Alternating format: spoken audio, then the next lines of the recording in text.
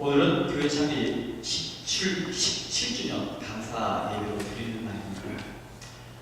교회 역사를 살펴보니까 1997년 1월에 이석주 목사님과 교회 창립 멤버 몇 분이 가정에서 예배를 드리기 시작하면서 교회 창립을 준비했습니다. 이 정도 준비 과정을 거쳐서 1997년 4월부터 정부로부터 교회 설립 허가 났고요. 그 다음에 교단 허락을 받고 4월 달부터 이 루터란 처치, 크리스 루터란 처치에서 이제 예배가 시작되었습니다. 그동안 많은 목회자와 성도들이 이곳을 거쳐갔습니다. 모두가 한 마음으로 모였습니다. 구원과 은혜를 받기를 소원했고요. 이제 앞으로도 그럴 것이다 라는 생각을 합니다. 지난 17년을 지켜주신 하나님께 감사와 영광을 돌립니다. 그리고 17년을 보낸 이 자리에 여러분에도 감사를 드리고 이 시간 앞으로도 큰 하나님의 은혜와 축복으로 우리 교회가 또 여러분의 가정과 인생이 채워지기를 소망하면서 이 한 주간 창립 기념 예배를 감사 예배를 드릴 때 제가 마음 받았던 감동의 말씀을 함께 나누고자 합니다. 오늘 이 성경의 본문에 나오는 주인공은 야곱입니다. 야곱이라고 하는 사람은 창세기에 보면 이제 28장부터 그의 이야기가 소개가 되는데 참 많은 이야기거리를 제공하는 사람입니다. 야곱하면 떠오르는 장면들이 몇 개가 있는데 대표적인 것이 이겁니다. 장자권을 얻기 위해서 아버지와 형을 속였던 사건이 있습니다. 또 형 에서를 피해서 바단 아람으로 도망을 받은 중간에 베델이라고 하는 지역에서 꿈속에서 하나님을 만났던 그리고 하나님의 축복을 받았던 그런 장면도 있습니다. 세월이 지나서 다시 형을 만나기 위해 가나안으로 돌아올 때 싸움자라고 사냥꾼이었던 형을 만나기가 너무나 두렵고 형을 속였던 그 과거의 후환이 너무 두려워서 약복 강가에서 하나님께 살려달라고 밤새 천사와 씨름했던 그런 모습도 있습니다. 야곱의 모습을 보면 저도 성경을 믿고 의지하지만 가끔 질문을 던져봅니다. 하나님, 근데 저런 사람도 하나님께서는 쓰시는지요?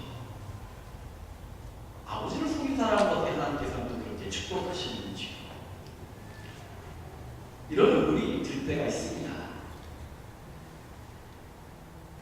그의 가정사를 봐도 좀 복잡하기도 하고 또 사람에 대한 편애와 편견이 대단해서 형제들과 분란을 일으켰던 원인을 제공했던 사람이기도 해서 과연 그가 어떻게 아브라함의 후이고 또 족장 반열에서 이스라엘 역사를 만들어가는 사람이 될 수 있었을까라고 하는 의심이 사실은 늘 남아 있었습니다. 그런데 저는 얼마 전 본문을 읽으면서 오늘 설교 제목처럼 이게 달랐구나 라는 그런 깨달음과 감동이 마음에 왔어요. 이 사람이 정말 뭔가 좀 아쉬운, 뭔가 제 마음에 좀 아니지 않을까 싶은 어떤 부분들이 있었는데 저는 아마 이제부터 야곱을 생각하면 다른 어떤 장면보다 오늘 읽은 이 장면을 야곱 인생의 최고의 장면으로 손꼽고 그가 남긴 하나님의 신앙의 교훈으로 생각하게 될 것이다 라고 하는 생각을 마음을 먹게 됐습니다. 본문을 좀 설명드리면 이런 내용입니다. 야곱은 11번째 아들 요셉이 죽었는 줄 알았습니다. 야곱을 팔아넘긴 형들이 다 죽었다고 말했습니다. 죽은 줄 알았죠. 라헬의 아들로서 너무나 사랑했던 그가 죽었다고 생각했지만 요셉은 형들에 의해서 애굽의 노예로 팔려갔다가 아주 극적으로 13년 만에 애굽의 총독이 됐고 총독이 되는 순간 그에서는 엄청난 부와 권력이 따라오게 됐습니다. 그리고 애굽에가 20년째 가나안 땅에서 힘들게 살던 아버지와 형제들을 초청해서 애굽으로 이민 오게 함으로 70명의 가족들이 애굽 고센이라고 하는 땅에서 아주 널찍한 나일강 하류에 밑에 있는 남쪽에 있는 넓은 땅에서 아주 평안히 살게 됐습니다. 70명이 이민 갔을 때 가나안 땅에서는 사실 굉장히 힘들었어요. 나그네 성이라는 곳이 있잖아요. 우리 성경에 보면 이삭이 우물을 팔 때마다 가나안의 토착민들이 쫓아와서 그것을 방해하고 괴롭혔던 일들이 있었습니다. 이 광야에서 또 사막에서 우물 하나 파는 것이 얼마나 힘들고 고통스러운 일인데 주변 토착민들이 그렇게 괴롭힌다고 하는 얘기는 참 남의 눈치를 봐야 하고 텃세 속에서 서름받으면서 그렇게 살다가 애굽으로 이주를 하게 됐는데 애굽은 아시다시피 나일강 삼각주라고 하는 그런 전통적인 비옥한 토지를 배경으로 사는 나라이기 때문에 아주 땅이 비옥하고 먹을거리가 풍부하고 더더구나 야곱이 처음부터 왔을 때 우리는 애굽 사람과 다르기 때문에 별도의 문화와 풍습을 따라 살겠노라고 딱 단정을 지면서 고센 땅에서 자기들의 문화와 생활 습관을 잘 지키며 살 수가 있었습니다. 물론 이런 배경에는 총독으로 있었던 요셉의 그 파워가 또 협력이 물질적 지원이 굉장했겠지요. 그래서 오늘 읽은 말씀을 보면 47장 27절을 보면 그들이 고센 땅에 살 때 제사를 많이 얻었던 것. 아주 가나안 땅에 살던 나그네로 살던 때와는 비교할 수 없을 정도로 제사를 많이 얻었고요. 자손들이 많이 생겼습니다. 사람이 잘 먹고 편안해지면 자손들이 많이 번성하게 되어 있는데 가나안 땅에서 텃세 받으면서 살 때와는 비교할 수 없을 정도로 자손들이 많이 생기고 모든 것이 나날이 좋아지고 있었습니다. 왜냐하면 당시 애굽이라고 하는 나라는 세계에서 최고 강국이었고 모든 문화와 문물이 들어오고 물자와 이런 것들이 풍족했기 때문에 오늘날로 가면 문화 생활이 나날이 향상되는 그런 시간들이었죠. 다시 말하면 외적 환경들이 너무 좋아지고 있습니다. 모든 것들이 너무 편안해지고 있습니다. 그러면 사람들은 이런 상황이 다가오면 참 감사합니다. 옛 것을 잊어버려요. 한국 사회가 겪는 여러 가지 현상 중에 하나가 옛 것이 자꾸만 소멸돼 가고 있습니다. 왜? 옛 것은 거치지 않스럽고 불편하고 나를 힘들게 한다라고 하는 의식이 굉장히 많지요. 아이들도 이곳에 와서 공부하는 아이들 일주일 만에, 어떤 아이들은 일주일도 아니고 하루 만에 학교 갔다 오면 영어도 못하는 아이들이 대본에 와서 하는 말 이야기가 이럽니다. 난 여기가 너무 좋아. 참 무섭잖아요. 사람이 흡수되고 마음 뺏기는 일은 순식간입니다. 야곱의 자손들이 70명이 고센 땅에서 살 때 그들의 마음속에 가나안에 살던 가나안 땅은 아마 점차 잊혀지고 있었을 거예요. 힘들게 살던 그 시절, 먹을 거라도 찾아 헤매했던 그 시절 아마 별로 기억하고 싶지 않고 고센 땅에서 나날이 재산과 식구가 자손이 늘어나는 고센 땅에서 마음 편했을 겁니다. 야곱도 17년을 살았어요. 이제 늙어가고 죽을 날이 가까이 오는데 사람은 이제 시간이 가면 갈수록 인생의 소망이 뭡니까? 자손들이 잘 되는 게 너무 복되잖아요. 그 모습 보는 것만도 얼마나 흥미진했어요. 야곱도 좋았을 겁니다. 아주 흐뭇했을 거예요. 나날이 양태가 늘어나고 나날이 70년이 왔지만 1년이 지나니까 100명이 되고 2년이 지나니까 150명이 되고 막 17년 동안 아마 몇 갑절의 식구들이 늘어났을 겁니다. 행복했을 겁니다. 근데 죽음을 앞둔 어느 날 야곱은 요셉을 불러와 다짐하게, 오늘 본문에 보면 환도뼈 밑에 손을 넣으라고 하는 얘기는 남자의 가랑이 사이에 손을 넣으라고 하는 얘기인데 이것은 중동에서 그 맹세를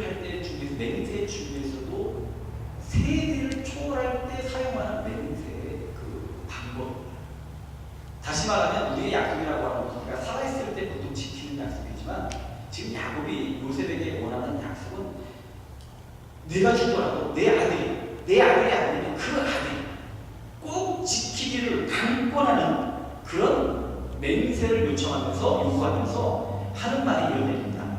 나를 이집트에 잊지 말아라. 이 말은 뭐냐면 내가 죽더라도 여기서 장사 지르지 마라. 여기서 장례 치르지 마라. 내가 눈을 감고 조상에게서 돌아가면 나를 이집트에 옮겨서 조상들께서 두신 그곳에 나를 묻어다오.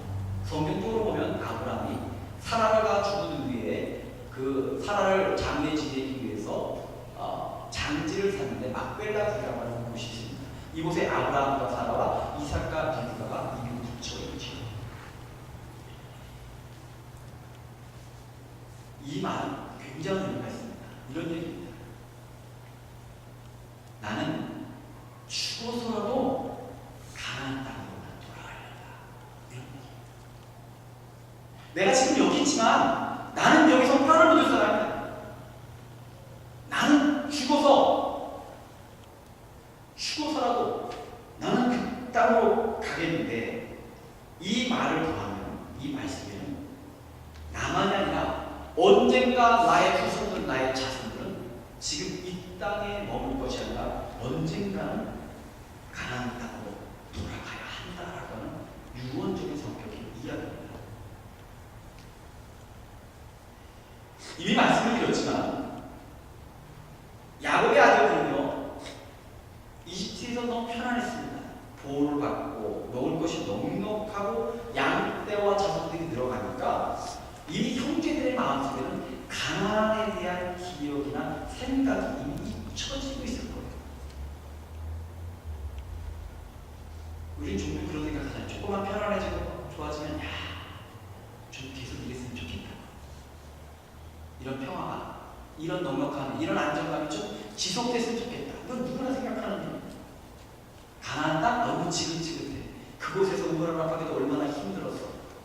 눈치 보면서 양떼를 먹이려도 가까운 데 가지 못하고 다른 사람들이 텃세 때문에 저 멀리까지 갔다 와야 해서 얼마나 피곤해, 얼마나 힘들었어. 넓은 땅에서 잘 살고 있는데 고생하며 살던 가나안이 뭐가 그립겠어요. 유언 같은 아버지의 요청을 듣고 있는 요셉 마음 한편에는 이런 생각했을 것 같아요. 노인네가 쓸데없는 고집을 부립니다. 아니 여기까지 모셔와서 이렇게 편하게 살면 만족하시고 감사하고 기뻐해야지 왜 고향으로 돌아가겠다고, 왜 가나안 땅으로 돌아가겠다고, 왜 우리 보고 이 땅을 보고 가라 하는지 노인네의 쓸데없는 고집, 이것으로 아마 받아들였을 수도 있을 겁니다. 이게 젊은이들의 생각, 야곱의 후손들의 생각인데, 그리고 현실이 그 유혹이 얼마나 강력하기에 가나안, 과거, 지난날은 다 잊어버리고 있는데 야곱은 지금 너무 편하고 너무 좋은데도 불구하고 야곱의 기억과 마음을 지배하는 한 가지 사건이 있습니다. 하나님께서 아브라함에게 창세기 12장에서 말씀하셨죠. 너는 아버지의 집을 떠나서 내가 보여주는 땅으로 가라. 내가 너를 큰 민족이 되게 하고 너에게 복을 주어서 내가 크게 이루는 것을 지배하리라. 너는 복의 근원이 될 것이다. 하나님이 아브라함에게 말씀하신 거예요. 근데 그 아브라함이 가라 명하신 땅, 또 축복을 선언하신 그 땅은 애굽이 아니었던 거죠. 너무 좋은 것들이 펼쳐지니까 이미 그 이야기를 알고 듣고 교육받은 야곱의 자손들은 그 이야기가 너무 좋은 것들 때문에 잊혀지고 있는데 죽음을 앞두고 있는 이 야곱, 환경이 좋고 먹을 것이 넉넉해지고 모든 것들이 좋아진 반면 하나님께서 아브라함에 약속하셨던 그 약속은 죽음을 앞두고 있는 그에게 점점점 뚜렷해지고 강하게 그의 마음을 붙들고 있는 거예요. 내가 죽은 곳이 여기가 아닌데, 내가 뼈를 묻을 곳이 여기가 아닌데, 내 자손들이 정말 축복받은 곳은 여기가 아닌데, 민족을 이룰 곳이 여기가 아닌데, 그러기에 요셉을 붙들고 한도끼에 손을 놓고 그에게 맹세를 시킵니다.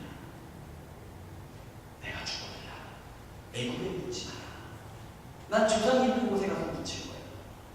너희들은, 후손들은 반드시 나를 조상에게로 데려오라. 저는 야곱의 이 순간이 이 말씀을 읽을 때 너무 아름답고 위대해 보였습니다. 야곱의 그 이야기를 읽으면서 제 마음속에 그래, 믿는 자로 산다는 게 바로 이게 아닐까. 교회라는 곳이 바로 이런 모습이 많은 깨달음과 은혜를 받았어요. 어쩌면 이렇게 반문하실 수도 있을 겁니다. 그게 뭐 그렇게 어렵다, 그게 뭐 그렇게 힘든 일이야. 근데 참 인생은요 그렇지가 않은 것 같아요. 한 곳을 향해 어떤 한 가지를 지키고 마음에 품고 한 방향을 향해 길을 간다는 것이 정말로 얼마나 힘든 일인지 몰라요. 1990년 1월 달에 남미 콜롬비아 항공사의 아비안카 52편이 뉴욕을 향해 왔습니다. 뉴욕에 이제 착륙을 하려고 준비를 하는데, 그 당시 뉴욕 케네디 공항이죠.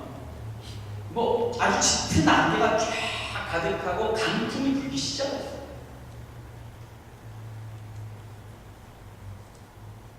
이 비행기를 이끌던 기장은 라우메라노라고 하는 사람이고, 부기장은 마우리시오인데, 이 사람들은 뭐 국제 인터내셔널 비행기를 운영하는 사람들이니까 이게 베테랑들이죠.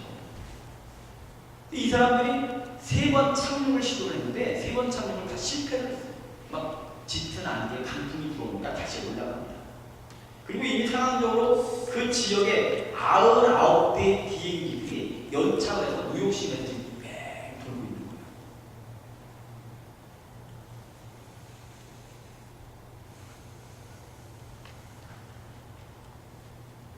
그러나 가운데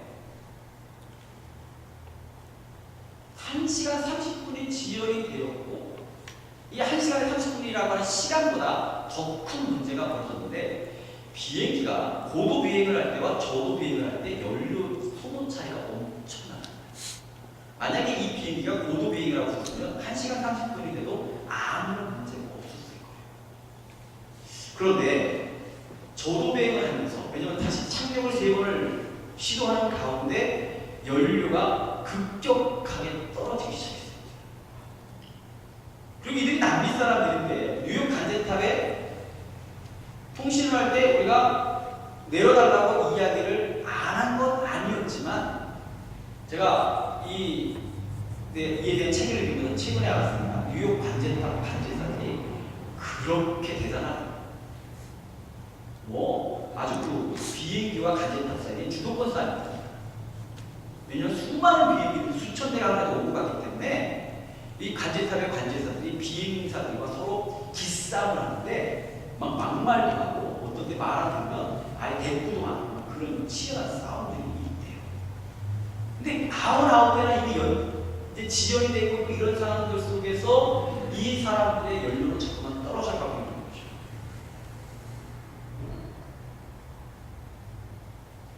결국 이 비행기는요 4번째 착륙을 시도하다가 결국은 실패하고 뉴욕 번화가에, 옛날에 테니스 선수 유명한 사람이 있어요. 조 맥켄더라고 하는 사람이 있는데, 그 사람의 아버지가 소유한 개인 사료지에 그냥 처박아서 158명 중에 73명이 그 자리에서 사망했어요.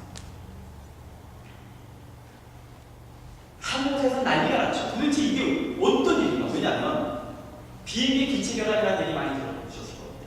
비행기가 어떤 문제가 있었길래 이 비행기가 그렇게 떨어졌을까 하고서는 조사를 하고 뭐 대대적인 조사 이론들이 파견됐는데 사람들이 기가 막혔어요. 비행기 추락 원인이 다른 것이 아니라 연료 부족이었다. 어이가 없었던 거죠. 그 상황이 됐다면 비행기에는 조종사와 기장과 부기장이 있고, 그들의 상황이 그렇게 지연이 됐다면 정상적인 상황에서 그들은 판단했을 겁니다. 이게 지금 정상적으로 착륙이 불가능하다면 100km 떨어져 있는 필라델피아 공항으로 회항을 해서 안전하게 착륙할 수도 있었을 것이다. 아니면 관제탑과 통신을 하면서 야, 우리 연료가 없으니 우리 지금 애를 주지 않으면 우리는 관제탑에 들이받을 거야. 그 상황이 되면 그렇게라도 말했을 거예요. 나중에 그 사고가 일어나고 난 후에 블랙박스에서 그들의 녹화 내용을 있습니다. 기가 막히게 있어요. 관제탑과 통화하는데 연료가 없는데요 라고 말하다가 한 번 딱 말해놓고 이 사람은 그 다음부터 거의 정신이 제정신이 아닌 사람들이었어요. 베테랑 우주조사들이 과학적으로 보면 이런 추락사고가 있기까지는 7가지 이상의 원인들이 복합적으로 일어날 때 추락사고가 난다고 하는데 가장 일어나기 쉬운 일 중에 하나가 이런 조종사들이 어느 정도 어떤 한계 상황을 넘어가면 판단력과 어떤 의지력 자체가 무너져 버린다는 거예요. 근데 또 뒤돌아보면 조종사들이 얼마나 안전한 착륙을 원했겠어요. 조종사로서의 책임도 있겠지만 자기 자신의 생명이 걸린 문제 아니에요. 누구보다도 착륙을 원했는데, 안전한 착륙을 원했는데, 그럼에도 불구하고 나타난 결과는 대처하지 못해서 추락하고 말았습니다. 혹시라도 그렇게 말할 수 있겠죠. 어떻게 그럴 수가 있냐?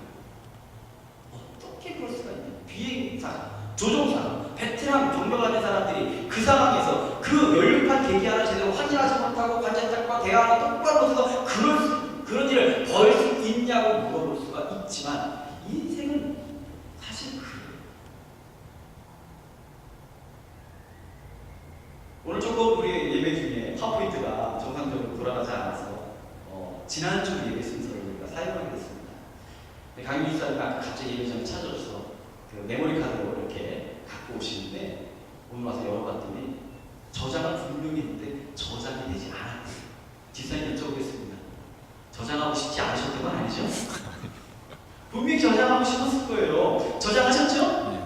왜일까요? 원인이 뭐예요? 모르겠어요. 인생 사는 그렇게 마음대로 되는 게 아니에요. 우리 긴장하셨을 거예요. 강영희 집사님 늘 수고하시는데 오늘 뭐 쉴 수 있지만 저희 아무렇지도 않거든요. 혼자 애타셨을 거예요. 우리 집사님 수고하시고 애쓰시는 거 위해서 우리 박수로 격려해 주세요. 세상 만사 우리들의 인생 교회 역사도 드러납니다. 원하지 않아서가 아니라 참 수많은 변수가 다양한 공격들이 우리들을 흔듭니다. 많은 목회자들이 공통적으로 이해합니다. 교회가 될 만한 공격입니다. 이제 뭔가 할 만하다 싶을 때면 마귀가 역사한다는 거예요. 이게 됐다 싶으면 그때부터 문제들이 드러나기 시작한다라고 하는 겁니다. 성경은 거룩한 책이지만 인간들이 흔들리고 넘어지는 모습에 대해서 숨기지 않고 기록하고 있어요. 성경은 거룩한 거룩한 책이지만 그 거룩해지는 모습 가운데는 인간의 거룩하지 못한 모습들을 다 그대로 정정하게 보여주고 있습니다. 다윗왕이 우리아의 아내였던 바세바를 얻기 위해서 우리아를 가장 치열한 전쟁터에 보내서 죽게 만들게 됐던 사건을 그대로 기록한 것이 성경이에요.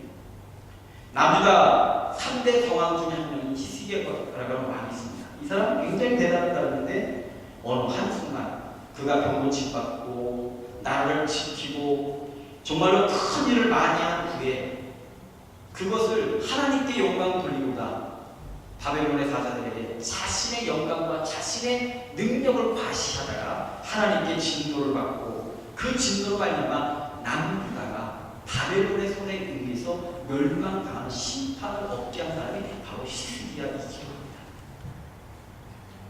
성경은 오늘 우리들에게 인간은 그리고 인간이 만든 조직은 이렇게 쉽게 흔들리고 무너진다고 말하고 있어요. 왜? 사람이 만든 일을 그래요. 사람이라고 하는 존재는 그렇습니다. 죄송한 얘기지만 오늘날에도 많은 믿는 자들의 공동체나 많은 믿음의 공동체가 시험받고 분열되고 싸우고 고소하고 또는 사라지고 없어지고 그런 시대를 살아가고 있습니다. 어느 분들 교회를 세울 때마다 교회가 세워질 때마다 잘되고 부흥하고 하나님의 나라를 이루고자 하는 그 마음이 없었겠습니까? 그만큼 노력이 많다는 거죠. 저는 이와 같은 시대를 살아가면서 내 맘대로 할 수 없는 인생을 살아가는 가운데 그럼에도 불구하고 저는요, 오늘 다 죽어가는 어떤 노인의 이야기, 이제 죽음을 앞둬서 숨소리 하나도 거칠고 언제 숨 넘어갈지 모르는 그 노인이 아들을 붙들고 맹세를 받으면서 했던 그 이야기, 그 고집이 주는 교훈이 오늘 성원교회 창립 기념일에 기억해야 될 일로 저는 너무나도 마음에 은혜롭게 이 말씀을 받습니다. 교회의 의미는 뭡니까? 존재의 의미는 뭡니까? 한 방향을 향하여 가는 것에 있습니다. 그 방향은 다른 것이 아닙니다. 영원 구원, 하나님 나라예요. 이 방향을 향하여 가고자 할 때마다 추락한 비행기처럼 수도 없는 변수와 공격이 교회를 향하여 달려듭니다. 여러분을 향해 달려듭니다. 어떤 이들은 이렇게 말하죠. 기도하려고 마음먹으면 그때부터 바쁜 일이 생기고, 성경 읽으려고 마음먹으면 그때부터 분주한 일이 생기고, 뭔가 작정하면 그때부터 쉬어놓는다는 거죠. 이게 인생입니다. 그러나 소원하기는 17년 전에 이곳에 세워진 성은교회가 영원구원과 하나님의 나라를 향한 방향을 향하여 발자국을 띄었고 17번째 17년 동안 세계를 만든 오늘날까지 그 방향 가운데 서 있습니다. 이제 성은교회가 18번째, 아니 30번, 40번째 생일을 맞이하고도 이 남원축구도 지역에서 영원구원과 하나님의 나라를 향하여 가는 발걸음이 중단되지 않는 교회가 되기를 간절히 소망합니다. 방향이 맞다면 그 길을 향해 때로 지체되기도 하고 느리기도 하고 답답할 때도 있지만 그 길을 향해 갈 때, 한 방향을 향해 갈 때 그 가운데 하나님의 역사가 우리가 생각지 못한 방법으로 역사가 일어나게 될 것입니다. 제가 가보지는 못했지만 대전에 있는 개족사 그 입구에 530년 된 느티나무가 따라갑니다. 530년 된 느티나무. 그 나무가 왜 사람들에게 눈길을 끌까요? 그 나무가 귀에서 느티나무 한 곳에 어디나 다 있잖아요. 그 나무가 특별한 사연이 있어서 그런 것도 아닙니다. 그 나무가 사람들의 눈길을 받고 그 나무가 사람들에게 마음을 주게 되는 이유는 단 한 가지. 그 자리에서 530년 동안 꿋꿋하게 있었던 거죠. 이럴 수도 있잖아요. 어느 나무꾼이 그 나무가 아직 어릴 때 그냥 뗄나무 쓰려고 훅 잘나가 버려서 있었을 그 나무가 530년이라고 하는 시간을 버티고 있을 때 그 나무 그것만으로도 의미를 가지고 있는 거예요. 노벨 평화상을 받은 남아프리카 공화국의 넬슨 만델라 전 대통령, 여러분이 너무 잘 아실 겁니다. 이분은 아마 세계사에서 기독교적 화해와 용서를 실천한 20세기 최고의 대표적 인물, 기독교인이라는 누구나 한 번쯤은 그의 삶을 돌아봐야 될 그럴 대단한 인물입니다. 이 만델라가 대단한 이유가 뭡니까? 만델라는 자기가 정한 그 길을 향해 수많은 핍박과 고난이 왔어도 그 길을 결코 돌아가거나 피하거나 전환하지 않고 그 길을 갔다는 겁니다. 44년 그가 44살 때 그는 인권운동을 하다가 정신력을 선고받았습니다.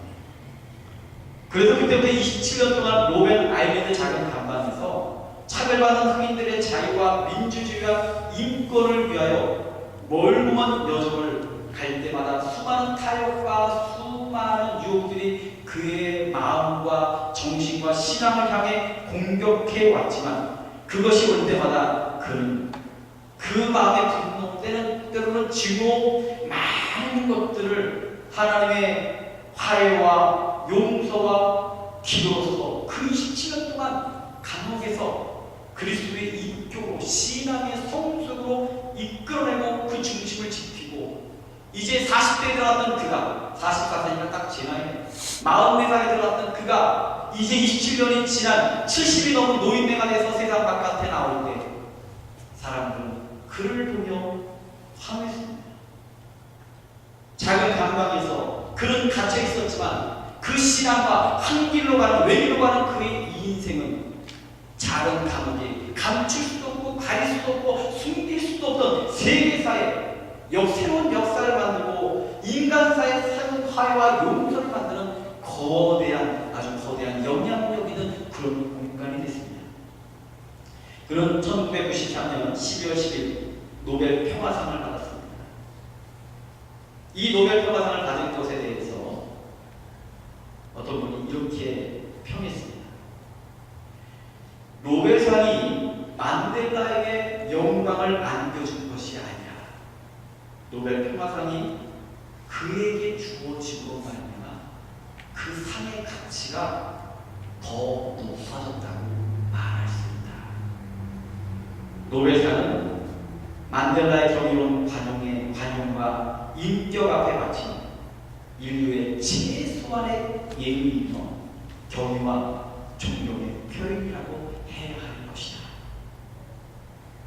한 길을 걸어간 인생의 이들입니다.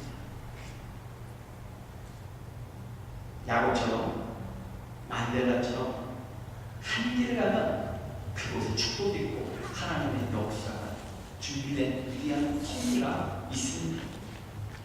오늘 성문교회가 17주년을 맞은 오늘 지금까지와처럼 영원구원과 하나님의 나라를 위해 오늘도 내일도 한 길 한 방향을 향해 누가 아무래도 세상이 흔들어도 때로는 싸우기도 하고 때로는 아프기도 하고 때로는 힘들기도 하지만 오직 한 곳 영원구원과 하나님의 나라를 향해서 그저 묵묵히 걸어가고 주님 오실 그날까지 천국 가는 그날까지 우리의 발걸음을 멈추지 않는 우리 성문교회 또 그곳에 속한 저와 여러분 되시기를 주님으로 축원합니다.